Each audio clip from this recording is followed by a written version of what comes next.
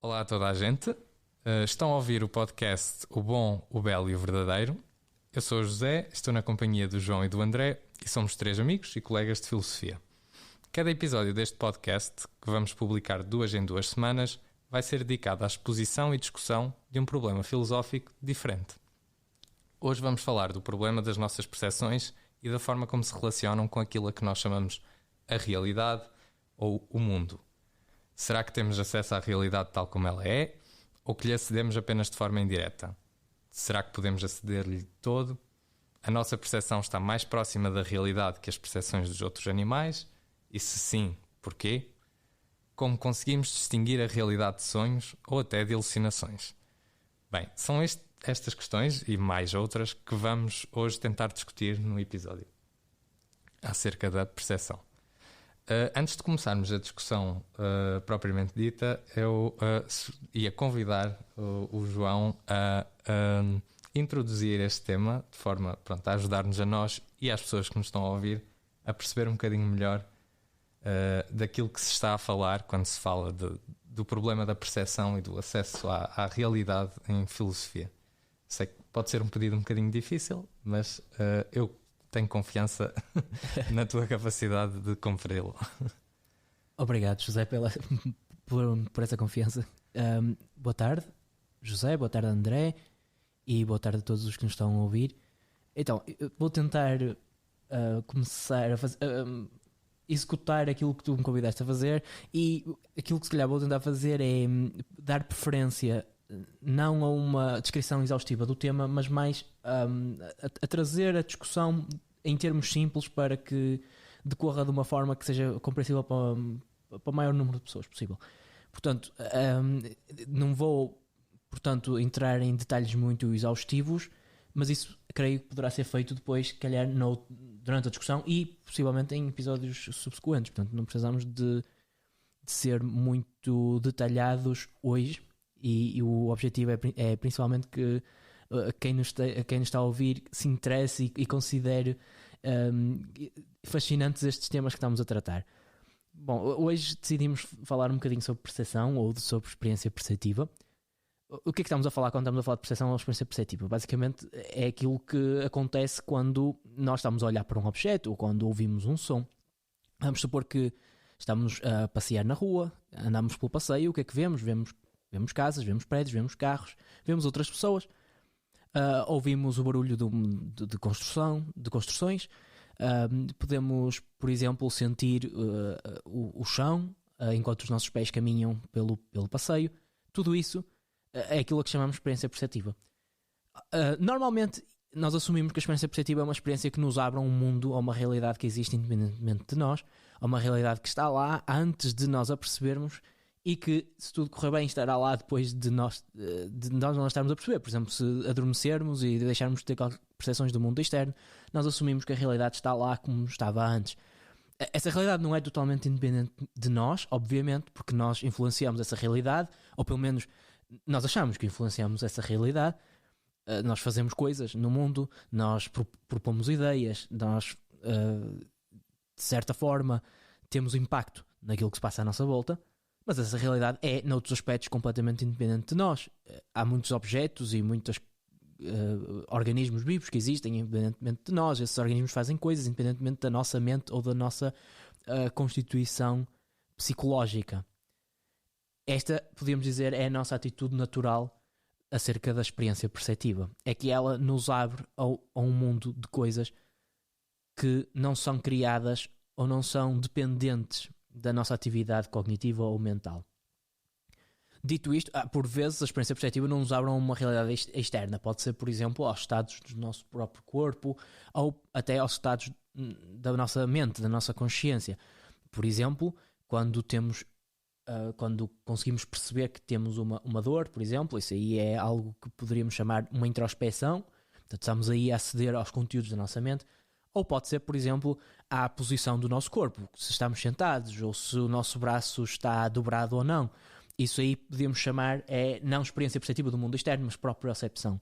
Em todo caso, tratam-se de experiências. Mas aqui o que nos vai interessar em primeira instância é quando estamos, ou quando alegadamente estamos a perceber objetos que existem no mundo externo. Vamos aqui, eu proponho que comecemos por considerar o seguinte exemplo. Entramos nos jardins do Palácio de Cristal e vamos olhar para a primeira flor que nos aparece à frente. O que é que está a acontecer nesse caso? Estamos em contacto perceptivo, a nossa consciência, digamos assim, e vou utilizar aqui uma metáfora, abre-se à existência de um objeto que está ali, neste caso um organismo vivo que é uma flor. Nós assumimos, na nossa atitude natural, na nossa perspectiva de senso comum, que essa flor estava lá antes de nós a vermos, que essa flor estará lá depois de nós a vermos, se nós não a tirarmos do sítio, não é? Como é óbvio, e portanto que a sua existência não depende de nós a estarmos a perceber. A segunda parte da nossa perspectiva de senso comum, creio, é de que aquilo que estamos a ver da flor, portanto, que ela tem certas características, por exemplo, que tem a cor branca, se for uma flor branca, ou que tem um determinado formato, por exemplo, tem um formato circular, são características da própria flor, do próprio objeto externo que nós estamos a percepcionar. Portanto, são propriedades objetivas daquilo que estamos a ver. Estes dois elementos, estas duas ideias, digamos, creio que constituem o núcleo fulcral e central daquilo que é a nossa, digamos, vou chamar assim, ideologia popular acerca da experiência perceptiva. O que acontece é, em filosofia, o que nós tentamos fazer muitas vezes é começar a pensar criticamente naquilo que se calhar assumimos à partida, e portanto o que vamos tentar fazer é escrutinar se esta perspectiva natural e muito intuitiva é realmente verdadeira ou não, ou se pode sustentar depois de um escrutínio mais detalhado. Como é que podemos fazer isso? E aqui, se calhar, a melhor forma é discutir exemplos diretos, e porque creio que esta seria a melhor forma de argumentar contra uma tal posição. Eu não tenho, aqui à partida posso-vos dizer, não tenho nenhuma opinião formada acerca deste tema, mas acho interessantíssimo o debate. Portanto, é isso que vou tentar transmitir. Vamos chamar a esta posição que eu estive até agora a descrever, a posição mais de senso comum, realismo direto ou realismo ingênuo. A palavra ingênuo aqui aplica-se não por estar de alguma forma a descredibilizar as pessoas que acreditam nela, mas a ideia é só porque é aquilo que nós ingenuamente, naturalmente acreditamos. Qual é o problema com esta teoria? Com o tal realismo direto ou realismo ingênuo? Vamos aqui, eu vou dar aqui rapidamente alguns exemplos. Numa noite de verão, olhamos para o céu e vemos estrelas. Nós sabemos que conseguimos perceber as estrelas através da luz atravessar o espaço que separa as estrelas da superfície da Terra e, portanto, das células da nossa retina. Ora, o que acontece é que a luz demora algum tempo a atravessar o caminho que tem que ser atravessado para haver essa experiência da estrela, e o que pode acontecer é que nós estamos a percepcionar uma estrela que na verdade já deixou de existir. Isso pode acontecer. A luz que estamos a receber foi emitida pela estrela já há algum tempo atrás e, portanto, desde então a estrela deixou de existir. Então vamos aqui pensar, o que é que o realismo ingênuo nos vai dizer? O realismo ingênuo vai nos dizer, nós estamos a percepcionar diretamente a estrela. Estamos a ver que ela existe, que ela é brilhante e por aí fora. Mas como é que isso pode ser possível? A estrela já não existe. Portanto, como é que eu posso estar a percepcionar diretamente uma coisa que já não existe? Não deveríamos aqui pensar que na verdade não estamos a percepcionar a estrela, estamos a percepcionar outra coisa? Por exemplo, estamos a percepcionar o impacto da luz da estrela no nosso olho e não, como achávamos, a estrela ela mesma? Não poderíamos estar, se calhar, a percepcionar uma entidade mental, uma representação de estrela e não a própria estrela? Ok? Aqui já começamos a ter a ideia de que, se calhar, o acesso que temos à realidade é mais indireto do que aquilo que achávamos. Outro exemplo que podemos utilizar, e que acho que costuma ser mais utilizado em filosofia, é o exemplo de estados mentais como ilusões ou alucinações, em que alguma coisa está a correr mal. Portanto, numa ilusão nós vemos um objeto como tendo uma propriedade, mas na verdade o objeto não tem essa propriedade. Por exemplo, eu estou a ver um objeto que é hexagonal como se fosse circular. Isso pode acontecer. O argumento que poderíamos montar a partir deste exemplo da ilusão para contrariar o realismo direto seria dizer algo do seguinte género. Ora, eu estou a ver uma coisa que é circular, é aquilo que a minha experiência me apresenta. Eu supunha que o que estava a ver era, por exemplo, uma caixa que eu tenho em casa, uma caixa que tem esse formato circular. Acontece que na realidade essa caixa que eu estava a ver e que parecia que era circular é na verdade hexagonal. Então, que objeto é que eu estou a ver que tem a propriedade de ser circular? Não pode ser a caixa, porque a caixa tem a propriedade de ser hexagonal, não circular. Ora, aquilo que eu estou a percepcionar, portanto, não é a caixa, o objeto externo que eu supunha que estava a percepcionar, mas outra coisa qualquer. O que é que será? Será uma representação, uma ideia, ou, para utilizar um termo técnico que às vezes os filósofos utilizam, será um dado dos sentidos, um sense datum, que é na expressão latina. Então, se assumirmos isso, temos aqui um dilema. Ok, vamos então supor que não temos um acesso direto à realidade, como o realismo ingênuo dizia. Temos apenas acesso a representações dessa realidade. Podemos ainda assim conhecer, e existe uma realidade independente de nós, o tal mundo que estava lá antes de nós aparecermos e percepcionarmos esse mundo e que existirá depois de nós os deixarmos de percepcionar.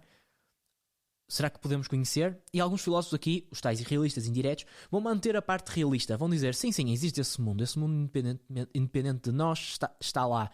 Nós não temos um acesso direto a ele.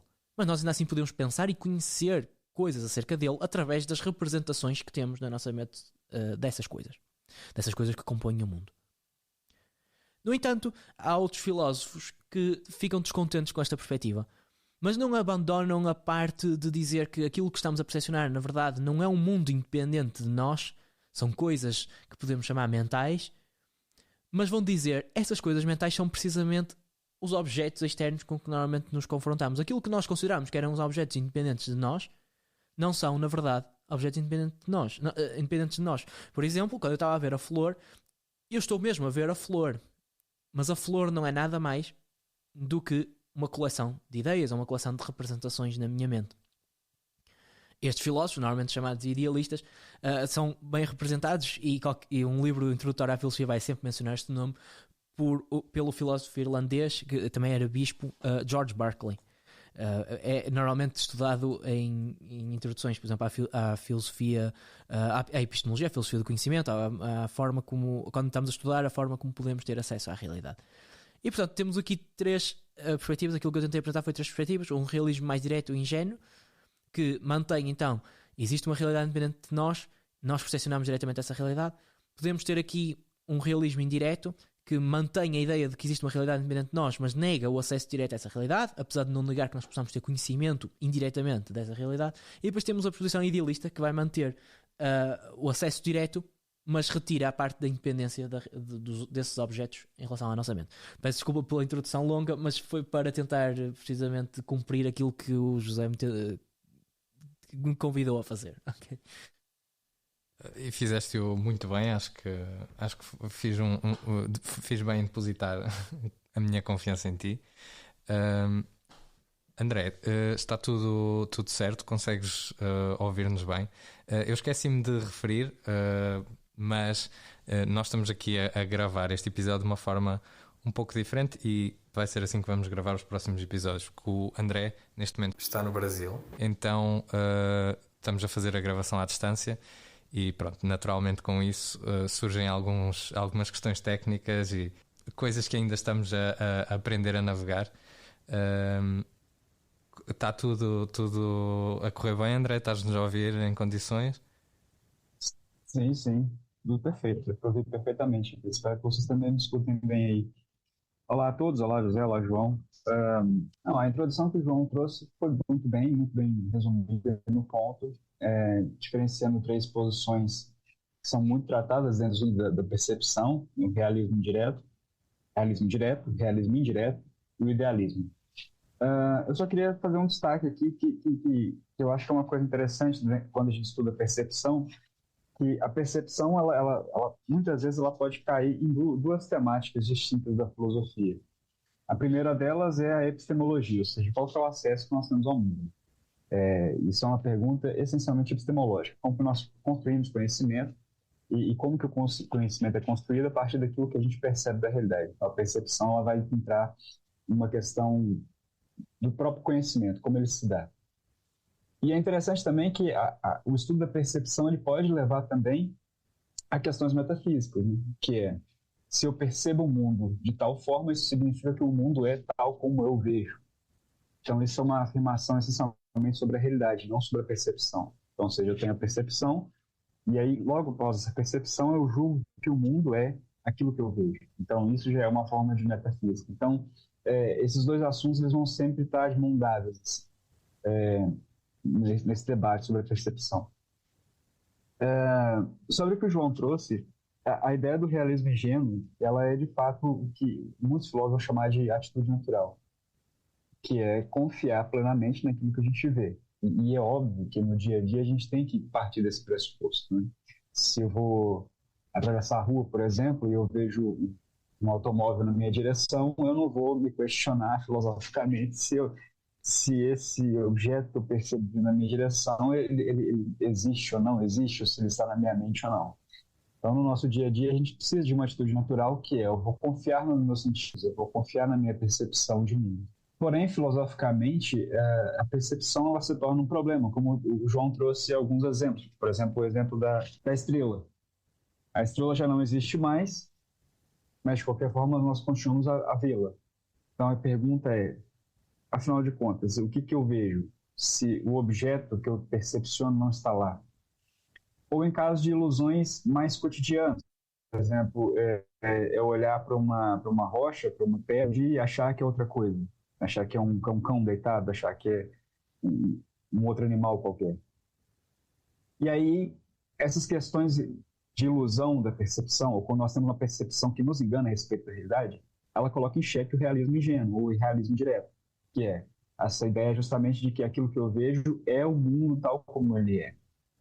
E a gente pode estender essa questão não só para a ilusão, porque a gente pode pensar assim, tá, mas a ilusão é uma percepção muito específica, ela é um desvio da percepção normal.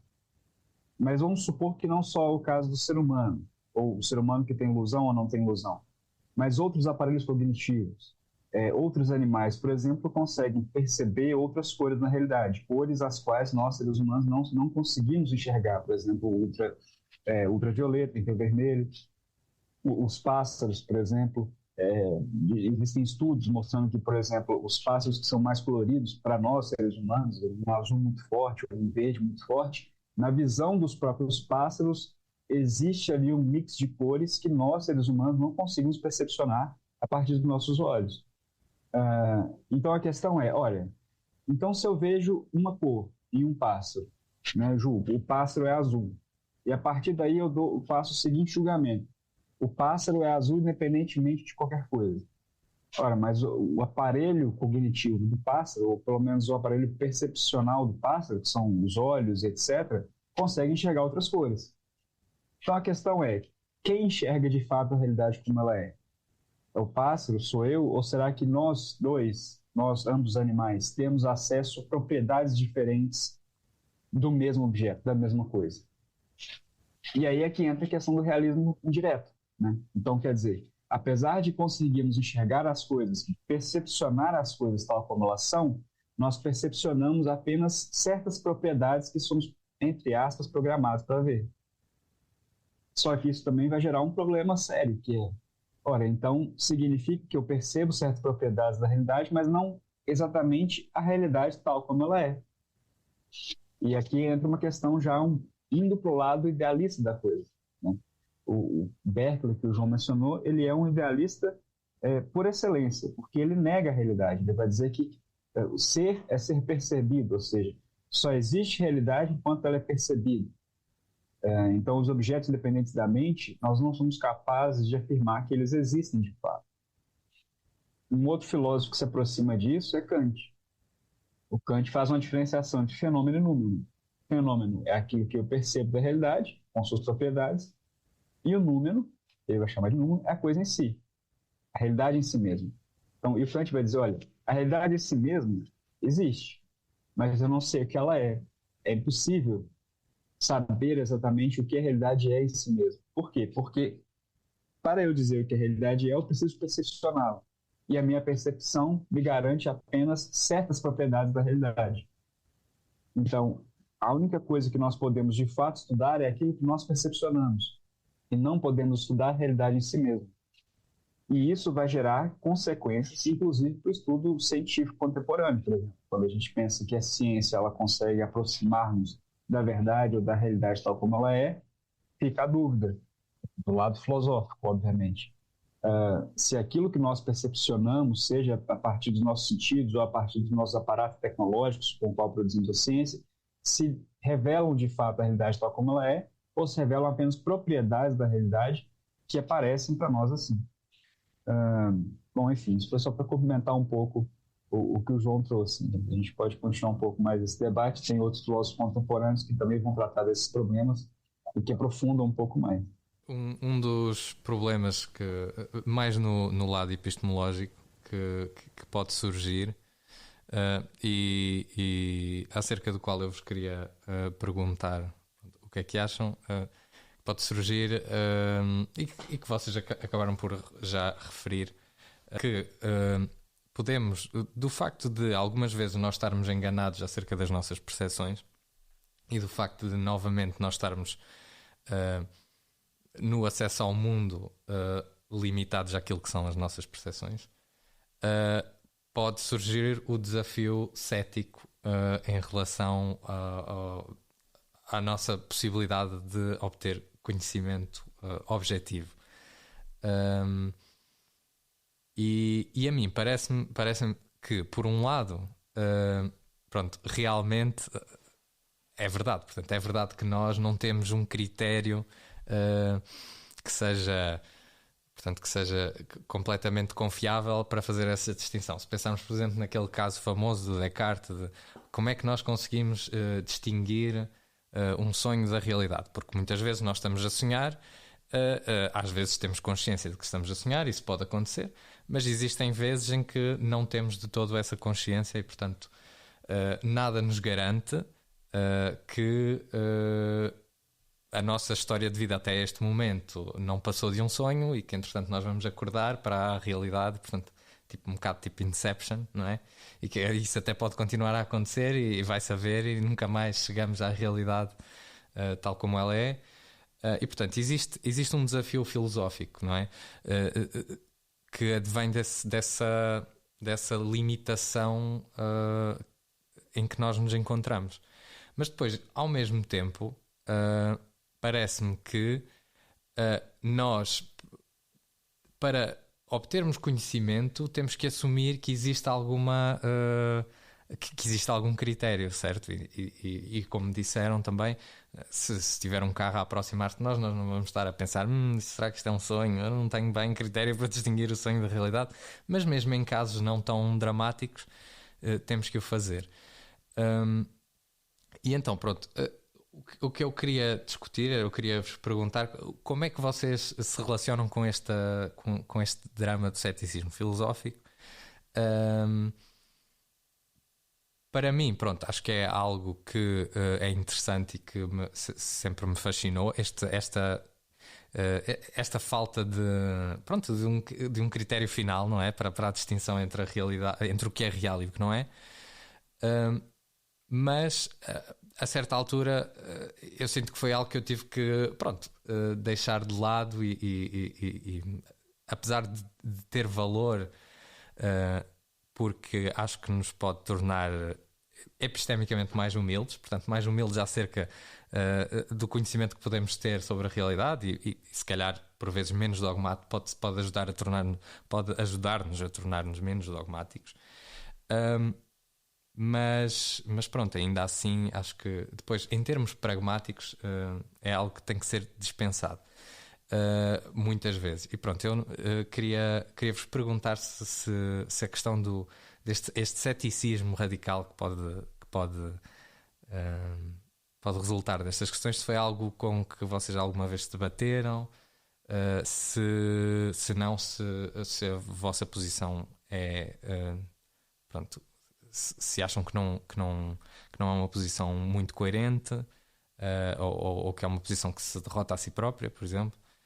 Queria vos perguntar isso. A questão da objetividade é uma questão interessante. Porque o conhecimento ele depende, né? Ele depende de que a gente tenha uma certa noção de que estamos a falar de coisas objetivas no mundo, né?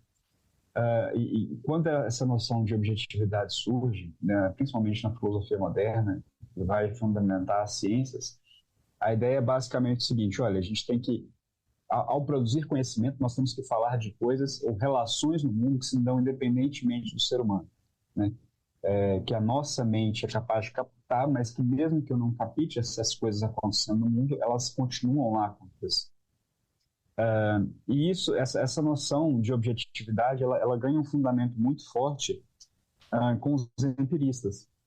E os empiristas, eles partem de uma noção realista de percepção, que é, quando eu percebo o mundo, seja a partir da minha audição, da minha visão, eu crio uma representação dessa percepção. Então, é como se, por exemplo, os meus olhos veem a realidade tal como ela é de fato, ou seja, eu tenho um acesso direto à realidade como ela é, e o meu intelecto faz uma representação dessa percepção. E a partir dessa representação é que a gente cria as nossas teorias, as nossas proposições formais que vão dizer o que o mundo é ou não. Então, ou seja, a partir de um realismo direto, ou que o João no começo disse que era um realismo ingênuo, a ideia é, eu tenho um acesso direto à realidade tal como ela é, ou seja, eu tenho acesso a um mundo objetivo, crio representações, e se eu tiver uma representação fidedigna sobre a realidade, eu estou falando exatamente da realidade tal como ela é. A ideia de representação, o próprio nome já vem, né? Por quê? O que é representação? Eu tenho primeiro uma apresentação, ou seja, primeiro eu tenho uma percepção de mundo, e depois eu tenho uma segunda camada que representa essa percepção. Então, ou seja, eu tenho que ter ali uma linha temporal de percepção, representação e proposição formal que vai dizer o que o mundo é. Uma linha já criticando o realismo direto, que pode ser encontrada, por exemplo, na filologia do Husserl, pode ser encontrada no McDowell, que é o seguinte: a representação ela não atua somente como um médium ou um passo depois da percepção sensorial. Ela atua também na causação. No exemplo que a gente estava discutindo uma vez, que era da confusão mesmo. Por exemplo, imagina que eu vou fazer uma viagem para a natureza, vou acampar no dia seguinte, aí hoje eu vou dormir, só que eu vou dormir já com tudo pronto para amanhã de manhã cedo, quando eu acordar, e pegar minhas coisas e ir. E aí eu estou muito empolgado com a ideia de passar um final de semana na natureza, só eu, minha barraca, perto de um rio, um riacho, alguma coisa. E aí eu coloco todos os meus pertences embaixo da minha cama e um pedaço de corda fica solto para fora. E quando eu acordo no dia seguinte, depois de ter sonhado já com a natureza, que eu vou encontrar com ela, eu coloco o pé para fora da cama para levantar, eu vejo um pedaço de corda e me assusto e penso que é uma cobra. Aí a pergunta que se faz aqui é, olha, eu tive uma percepção, se for no formato do realista ingênuo, do realista direto, a minha percepção foi a percepção de uma corda. Qual que é a lógica de eu ter me enganado e achado que era uma cobra? E aí, por exemplo, McDowell, Husserl, eles vão partir do seguinte pressuposto: olha, as representações que os empiristas chamam de representações são, na verdade, ideias, e essas ideias, elas direcionam o meu olhar, elas fazem com que eu veja a realidade de certa forma. Então, é como se a representação da percepção, ela atuasse como uma representação mesmo, ou seja, eu tenho uma percepção, depois eu represento essa percepção, mas chega em algum momento que ela passa a atuar como causalidade, ou seja, ao invés de eu ter a percepção e depois a representação, eu tenho representação que guia meu olhar e eu vejo a realidade da forma como a minha representação já está dada. Então, ou seja, quando eu me assusto, quando eu vejo uma corda, está embaixo da minha cama, é um objeto inanimado, eu me assusto e penso que aquilo é um animal, uma cobra, o que acontece é que a minha percepção foi guiada por uma representação que eu já tinha na minha mente.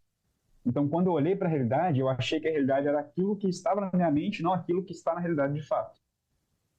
Aí, nesse caso, a gente pode pensar, tá, isso é uma ilusão, isso é só uma percepção errada sobre a realidade. Mas a questão é, será que isso é uma percepção errada ou será que isso mostra como a percepção funciona? Será que as nossas teorias, por exemplo, de hoje em dia, elas não trabalham exatamente da mesma forma? Sei lá, eu sou um biólogo geneticista. Eu tenho toda uma teoria sobre como os genes são e o que eu devo encontrar ali. Então, se eu vou entrar nesse estudo e vou, sei lá, para um microscópio ou para fazer algum tipo de leitura do DNA, eu sei o que esperar. eu não vou fazer uma mera representação, eu vou impregnar a empiria com a teoria que eu já tenho anterior. Então a questão é, quando a gente entra num debate mais científico da coisa, por exemplo, será que as nossas representações, ou por exemplo, aquilo que fundamenta as nossas teorias, são apenas representações de como a realidade é, ou será que isso também influencia na forma como a gente vê a realidade? E aqui entra o problema da objetividade, que é, olha, se a gente impregna a realidade com as nossas representações ou com as nossas ideias, pode ser que talvez aquele ideal de objetividade de vamos entender o mundo tal como ele é, independentemente da nossa mente, não seja tão forte assim. Mas eu também não acho que isso deve nos levar necessariamente ao ceticismo, tal como Berkeley faria, por exemplo, que não existe nenhuma realidade que não seja mental. Mas é preciso, foi o que o José disse, ter um pouco mais de humildade para discernir e dizer o seguinte, olha, a gente tem um certo conhecimento da realidade que é verdadeiro, factível, mas ao mesmo tempo todo esse conhecimento ele pode ser construído numa percepção que não é somente da realidade em si mesmo, mas também tem uma carga ideal, mental, que a gente usa para escrever a realidade. Então a objetividade ela não é sempre pura, digamos assim. Sim, portanto, tentando também descrever qual seria a minha abordagem ou a minha experiência com o ceticismo, porque também foi um problema que acho que é um problema que quase toda a gente que navega nestes problemas filosóficos assim básicos alguma vez se há de confrontar, nem que seja para o rejeitar e dizer que não é um problema sequer. Aquilo que eu diria talvez é, muitas vezes o problema do ceticismo está associado a uma exigência de certeza. Ou seja, quando, por exemplo, Descartes coloca o problema, será que tudo aquilo que eu percepcionei até agora não foi apenas um sonho? Podíamos nós também dizer, será que não foi apenas uma alucinação? Ou, por exemplo, será que eu não fui desde sempre um cérebro numa cuba, não é? Que está a ser estimulado através de certos fios elétricos controlados por um supercomputador que foi programado por cientistas muito inteligentes que conseguem copiar exatamente os estímulos que eu receberia nas minhas terminações nervosas se estivesse num mundo normal, então, se estivesse a ser confrontado pelos objetos que nós assumimos que normalmente estamos a ser, com os quais normalmente estamos a ser confrontados. E o que Descartes vai dizer é, pois se eu tenho esta possibilidade, se eu posso conceber esta possibilidade de estar nestes cenários, então eu não posso ter um conhecimento certo de que estou a ver mesmo, por exemplo, uma cadeira, uma árvore, o céu com as nuvens, etc. Eu posso estar simplesmente nessa posição de estar a ser enganado. Não posso descartar essa possibilidade. Exatamente. E portanto, não podendo descartar essa possibilidade, o Descartes vai dizer, eu tenho que... Ele acaba por não ficar numa posição cética, mas inicialmente a posição é cética, portanto eu vou ter que rejeitar a existência do mundo que está lá fora, portanto eu não posso afirmá-lo porque não tenho as razões para isso, não tenho a justificação suficiente para isso. Aquilo que eu poderia se calhar dizer neste momento é que essa exigência de justificação é demasiado é uma exigência demasiado alta, provavelmente. Ou seja, Descartes estava à procura de certeza absoluta. Ou seja, eu para confiar nos sentidos tenho que ter uma certeza absoluta de que não há uma situação possível em que eu poderia estar que fosse que não fosse subjetivamente indistinguível para mim, em que estaria, por exemplo, se isto tivesse sido tudo um sonho na minha vida, né? A minha vida para trás, na verdade não foi a minha vivência com o mundo independente de mim, mas foi apenas um sonho que eu vivi. Essa situação é indistinguível daquela em que eu efetivamente penso que estou, que é, eu vivi num mundo que interagiu comigo e que eu interagi com ele. Ora, claro que se exigirmos ter a certeza absoluta de que existe este mundo, eu creio que nós vamos ficar sempre no ceticismo. Aqui o que podíamos ter como alternativa era dizer algo mais relaxado, ou seja, ok, existe esta possibilidade de eu de eu ter errado em ter esta atitude natural perante as minhas percepções durante toda a minha vida. Em todo caso, essa é a posição mais plausível e, portanto, descartar estas possibilidades é algo racional ou até muito razoável, se preferimos a palavra razoável, de fazer e continuar a nossa vida com isso, e até a nossa filosofia com isso. A filosofia não tem que ficar presa a certezas absolutas. Agora, só para completar aqui um bocadinho, o idealista é que responde de uma forma que eu não diria que é exatamente a mesma que a do cético. É interessante aqui, o idealista é o que vai dizer, contrariamente ao cético, não é que eu não sei e vou ficar calado acerca da existência do mundo externo. O que ele vai fazer é dizer, não, o mundo externo existe, mas ele é apenas aquilo que eu processo, é apenas aquilo que eu tenho como conteúdo na minha mente, ou seja, é apenas a representação que eu tenho, é apenas as ideias ou os dados dos sentidos que existem apenas enquanto são existentes na minha mente, enquanto são percepcionados na minha mente. E nesse sentido, o idealista é alguém que consegue responder ao cético e até com algum grau de certeza, porque vai dizer, ok, não existe aquilo que eu achava que era independente da minha mentalidade, da minha consciência, mas existe na mesma e eu tenho a certeza que essas coisas existem e eu estava errado em exigir que elas fossem alguma coisa diferente daquilo que são representações da minha mente. Ok, isto para dizer, não estou aqui a fazer uma apologia do idealismo necessariamente, mas só para dizer que também poderíamos ter essa avenida para escapar ao ceticismo. Aquilo que se calhar a posição com que eu ficava neste momento, assim, de uma forma mais para atender à prudência mais do que à certeza, é dizer, é provável que exista um mundo externo e, portanto, é mais provável pensar isso e mais até razoável do que pensar o contrário, e, portanto, eu ficaria com essa ideia realista ainda. De facto, o critério do Descartes é muito elevado, tão elevado que eu acho que acaba por... A única conclusão mesmo sólida que ele acaba por retirar, ou seja, o único conhecimento que eu acho que realmente que cumpre esses requisitos acaba por ser o famoso penso logo existe. Depois as outras coisas que ele deduz acho que já são um bocadinho mais duvidosas, mas ou pelo menos questionável se resistem aos vários testes que ele faz. Portanto, há a questão de distinguir a realidade da ilusão, há a questão dos sonhos, portanto, tudo aquilo que o leva a esse ceticismo. Eu penso que é essa, ser apenas essa a afirmação que resiste é a prova de que é um critério bastante exigente. Em relação à questão do idealismo, a minha questão seria se nós assumirmos que, portanto, tudo aquilo que existe de alguma forma, ou nós apenas temos acesso através da nossa perspectiva. Não sei se estou a dizer, se estou a fazer uma representação correta dessa posição, mas a minha questão é depois como é que se estabelecem critérios para fazer a distinção, por exemplo, entre uma ilusão ou uma alucinação. No fundo, como é que se recuperam algumas distinções do senso comum e dessa posição do realismo ingênuo? Como é que se recuperariam essas distinções já numa visão idealista?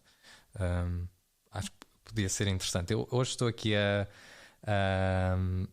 ter uma postura mais de entrevistador. Só tentando responder assim mais brevemente possível.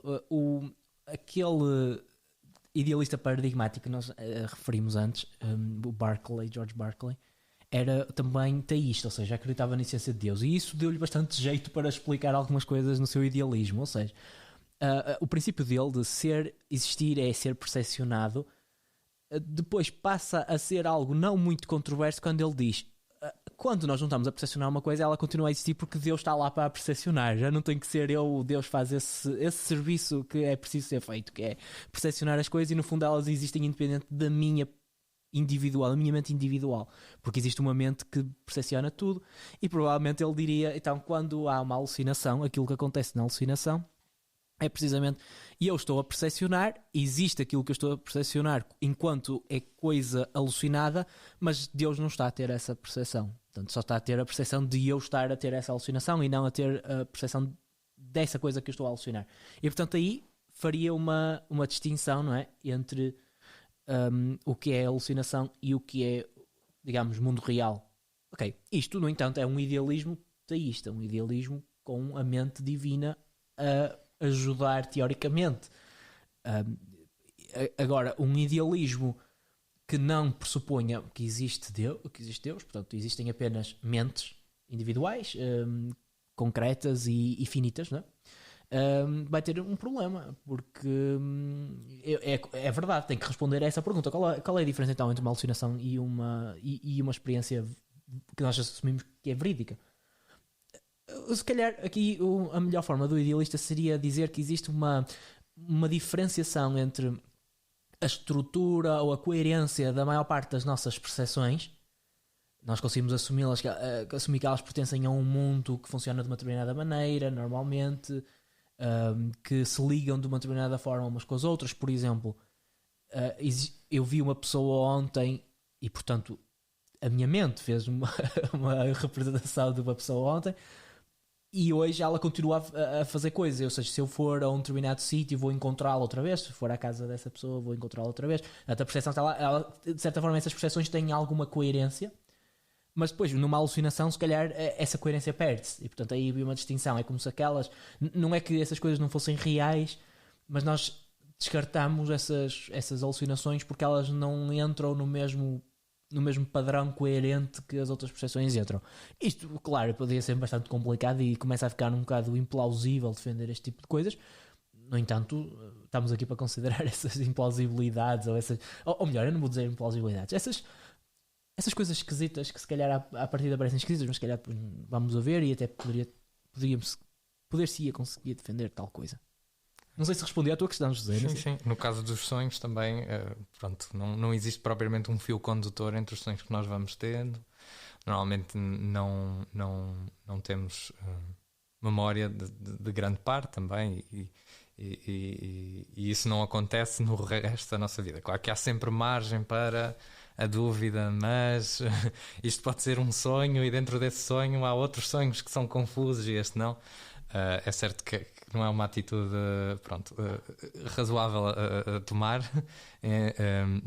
quanto mais não seja por motivos pragmáticos, mas acho que é um critério interessante, sim. Mas deixa-me só acrescentar então aqui uma coisa, que é: imagina que tu começavas a ter sonhos que pareciam mesmo ser muito coerentes todas as noites, e que aquilo que estavas a sonhar começavas a achar que era um mundo com as suas próprias leis, com os seus próprios padrões, as pessoas comportavam-se de uma determinada forma, conseguias perceber uma narrativa por trás desses sonhos. Será que a certo ponto tu não começavas a pensar, imagina que toda a gente começava a ter esse tipo de sonhos, e o mundo que essas pessoas sonhavam era também coerente entre si, portanto não era só subjetivamente coerente, era intersubjetivamente coerente. Nós se calhar começámos a pensar que quando sonhávamos estávamos a ter acesso a outra realidade paralela, por exemplo. Obviamente, isto aqui é tudo implausível, é só uma experiência de pensamento. E portanto aqui o idealista diria, é precisamente isso, portanto, é precisamente o facto de conseguirmos notar que as coisas fazem sentido, têm uma coerência, elas existem num determinado enquadramento espaço-temporal, as pessoas, acontece leis de causalidade que são inteligíveis. É precisamente isso que faz pensar que as nossas percepções constituem um mundo e outras não, os sonhos, por exemplo. Ok.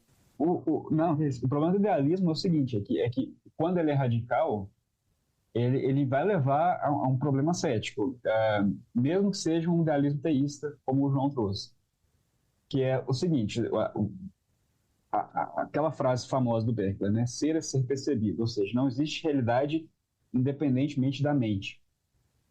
Só que aí a escapatória do Berkeley é muito próxima à escapatória do Descartes, que é usar Deus para fundamentar a realidade fora da mente humana. É isso que Descartes faz. Para Descartes não ficar preso na dúvida eterna que vai levar ao solipsismo, ou seja, a mente fechada nela mesma, que produz, obviamente, um ceticismo muito forte sobre a realidade, sobre o conhecimento da realidade.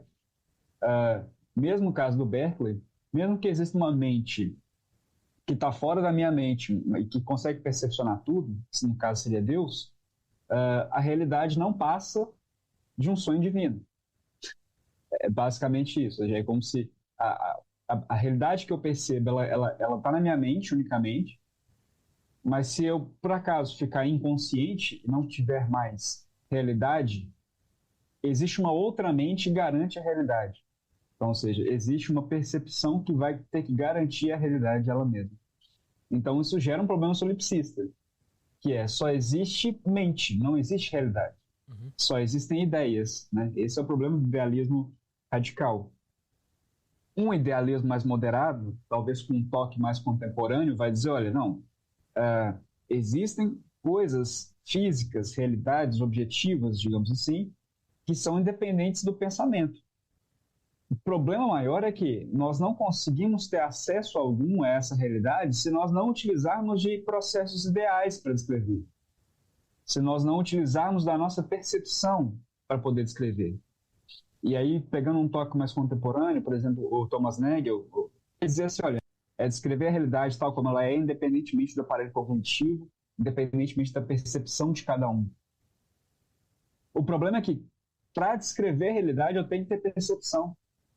Uma rocha, um planeta sem vida, ele não descreve a realidade, ele não percebe a realidade, então logo ele não descreve a realidade, então logo ele não produz conhecimento sobre a realidade. O conhecimento está fundado na percepção. E como que eu vou fazer um conhecimento que vai além da percepção, sendo que ele tem que partir da percepção?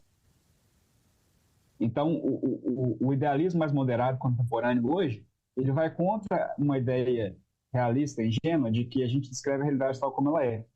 Mas também não significa que a gente só tem acesso a coisas mentais. Não, não é isso. Nós temos acesso à percepção física, tal como um realista acha que existe, mas, ao mesmo tempo, para poder produzir conhecimento e escrever essa realidade, nós precisamos de meios ideais que o realista ingênuo não consegue capturar na sua teoria. Então, seria uma espécie de junção dos dois, tal como faz Kant, mas ao longo da história da filosofia isso foi sendo refinado. Então, acho que é por aí. O idealismo radical, ele não supera o ceticismo, muito pelo contrário, eu acho que ele aprofunda o ceticismo, que é conhecimento é só aquilo que está na minha mente. Mas as teorias que usam um toque de idealismo, eu acho que elas são mais profundas e mais corretas do que somente um realismo ingênuo, um realismo direto de que existe realidade lá tal como ela é, a gente tem que descrever independentemente da minha percepção. Né? Mas a gente só consegue descrever a partir da percepção. Não existe outra fonte de acesso à realidade que não seja a percepção, que não sejam os nossos meios ideais para descrever essa realidade. No fundo, não ser imobilizado pela dúvida, mas sem a ignorar. Seria algo como isto. A posição que tu trazes, de certa forma, seria de reconhecer que há algo de benéfico em compreender que existem certos limites para o nosso conhecimento que derivam do facto de nós apenas termos acesso ao mundo indireto, que no entanto não são razão suficiente para adotar uma postura derrotista em relação à possibilidade de obter conhecimento. Sim, exatamente. Depois, claro, há perspectivas de filósofos que são realistas em ingênuos, ou que são realistas diretos, não é? Como eu antes disse, a palavra ingênuo não quer dizer, não é depreciativa neste contexto. Que poderiam dizer alguma coisa deste género. Quando as coisas estão a correr bem, ou seja, quando temos um objeto externo, percepcionamos esse objeto externo e retiramos conhecimento dessa percepção do objeto externo, quando as coisas estão sem falhas, a pessoa se conhece com certeza aquele objeto. Não há ali nada que possa falhar. Agora, aqui o que nós podemos perguntar é, mas isso subjetivamente a pessoa não pode colocar, mas eu também podia estar subjetivamente numa situação indistinguível, okay? Que seria, por exemplo, uma alucinação daquele objeto. E o que o filósofo realista direto poderia dizer era, mas para nós avaliarmos se a pessoa tem ou não conhecimento certo daquilo que está a obter a partir da percepção. O que importa é o contexto em que ela está inserido, não é propriamente aquilo que se passa subjetivamente consigo, mas o contexto em que essa prática epistémica está a decorrer. E portanto, quando as coisas estão a correr bem, quando a pessoa tem as faculdades cognitivas todas, as faculdades perceptivas todas intactas e o mundo está lá para a pessoa perceber, a pessoa tem conhecimento certo do mundo. Ok, estou aqui apenas a elencar mais uma possibilidade neste debate sobre o ceticismo que é desenvolvida e que é defendida por muitos filósofos contemporâneos também. E aqui entra uma questão interessante, que é a questão seguinte, que o João trouxe uma palavra ali que eu acho que é importante, que é contextos. Ou seja, se eu tenho um contexto em que meu aparato cognitivo funciona de maneira correta e etc., e eu consigo concordar com os outros a respeito do que eu estou vendo, o que é a minha percepção, né? Suponha que nós três aqui vamos fazer um estudo sobre o que é um determinado objeto X, e à medida que nós três conseguimos perceber propriedades, qualidades similares, e concordamos a respeito dessas propriedades, e chegamos, olha, então pode ser que esse objeto X seja tal, e a gente possa concordar, isso a gente tende a considerar que isso é um conhecimento sobre a realidade de fato. Mas aqui entra uma questão que também é interessante, que também é ponto para uma pegada idealista, não que isso seja uma defesa do idealismo em si, mas que é o que chamamos de objetividade e o que chamamos de conhecimento sobre o que a realidade na verdade é a nossa percepção guiada por certos conceitos ideais e que passam a ser justificadas por uma concordância, por uma aceitação do grupo intersubjetivo. Então, a objetividade, é sempre uma concordância entre mentes que perpassa um caractere ideal, que não é somente da percepção direta do mundo como ele é. Claro, isso não deve alimentar um ceticismo no qual eu fico imóvel e penso, não, tudo é mental, porque não é. Mas isso também não pode me levar a uma confiança cega de que a realidade é tal como eu a descrevo. Por isso que se chama de realista ingênuo, né? De que o nosso conhecimento é da realidade tal como ela é de fato. E nem sempre é. Aliás, é muito difícil que seja. Até por isso que a ciência ela vai se desenvolvendo ao longo do tempo. E a gente sempre consegue melhorar as nossas definições sobre a realidade, ter percepções melhores sobre o que é a realidade, para poder produzir mais conhecimento, para poder produzir teorias novas. Enfim, isso é um comentário. Eu acho que também algo que também poderia e certamente é utilizado como um critério, pode, apesar de ter os seus desafios filosóficos e não ser propriamente algo que nos livra do ceticismo, mas, por exemplo, eu penso na questão do conhecimento científico, não é? Acho que é razoável acreditar que uma teoria científica que nos permite lidar melhor com o mundo que nos rodeia está mais próxima da verdade do que uma que tinha resultados muito inferiores. Portanto, um critério mais pragmático também pode ser utilizado para fazer essa distinção que é em grau. Portanto, nós não temos que achar que temos um acesso à realidade espetacular, portanto, que cumprimos aqueles requisitos todos do Descartes. No entanto, é razoável assumir que conhecimentos ou teorias que nos permitem lidar melhor com o mundo, o que quer que isso signifique, claro, estarão mais próximos da verdade, estarão mais próximos de uma representação real daquilo que está lá fora, não é? E ao qual nós apenas temos acesso por intermédio das nossas percepções. Mas esse também é um problema que a gente já vem discutindo. Quando a gente diz assim, por exemplo, o conhecimento científico ele nos aproxima melhor da verdade. A pergunta aqui, então, o que é verdade? A verdade é o que a realidade é de fato ou o que nós, intersubjetivamente, concordamos que seja a melhor forma de descrever o mundo. Porque se a verdade for o que o mundo de fato é, eu não tenho certeza se a ciência consegue chegar lá, ou nem se qualquer outra teoria consegue chegar lá. Agora, se a verdade for um conceito pragmático no qual nós lidamos com a nossa vida cotidiana e, intersubjetivamente, através da nossa cultura, do nosso tempo, concordamos que isso é a verdade, aí sim, pode ser que a ciência, de fato, ela nos entregue um conhecimento mais verdadeiro do que qualquer outro. Mas isso vai depender do que nós chamamos de verdade. Se é a realidade em si mesmo ou se é uma concordância pragmática sobre o que o mundo é e como ele funciona. A realidade é ilusiva.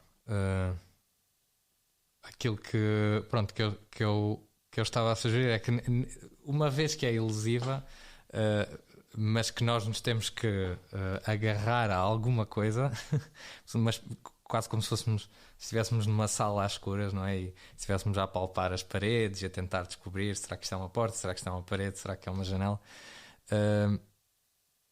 Uma vez que precisamos de ainda assim nos agarrar a algo, estava a pensar nisto como uma possibilidade, mas claro que reconhecendo que não resolve o problema filosófico. Eu quanto a esta questão da verdade e qual é que seria a definição de verdade que estávamos aqui a utilizar, eu percebo esta posição que o André desenvolveu agora, e ela tem sido defendida por muito bons filósofos, por exemplo, na tradição pragmatista, entre outros. Mas eu convidaria a pensarmos na verdade de uma forma mais básica, ou seja, que a verdade é mesmo aquilo que depende de como o mundo é. E pensar, se calhar não temos acesso a isso, ou temos. Eu ainda acho que podemos ter qualquer coisa. No entanto, e utilizar, ou seja, para esse conceito intersubjetivo, ou seja, aquilo que concordamos, dado um contexto histórico, cultural, científico, etc., que é verdade, utilizarmos outra expressão, por exemplo, aquilo que é. Podemos agora inventar uma palavra, porque me parece que a ideia de haver mesmo algo que é verdade, é o que é verdade, independentemente de nós sabermos o que é essa verdade, parece-me algo difícil de abandonar. E com isto quero dizer, eu não estou a discordar, acho eu, em nada de substancial com nenhum de vocês, estou apenas a propor uma nova terminologia, ou seja, deixar a palavra verdade para uma coisa mais metafisicamente carregada, ou seja, é aquilo que depende de como as coisas são, em geral. E outro conceito, por exemplo, aquilo que se considera verdade ou alguma coisa assim, para falar mais dos consensos que intersubjetivamente se vai construindo ao longo da história. Portanto, se calhar podíamos terminar até com esta proposta, uma vez que estamos a aproximar-nos do. Eu se calhar dizia só que a conclusão a que nós chegámos, que não foi a nenhuma, mas acho que chegámos a uma conclusão, que é: quando vocês deixarem de ouvir este podcast e encontrarem-se com alguém na rua, não assumam à partida que essa pessoa é uma construção da vossa mente. Se calhar não é. Mais vale não o fazer. Confia nos sentidos, que vale a pena. Acho que sim, acho que isso podia ser o slogan.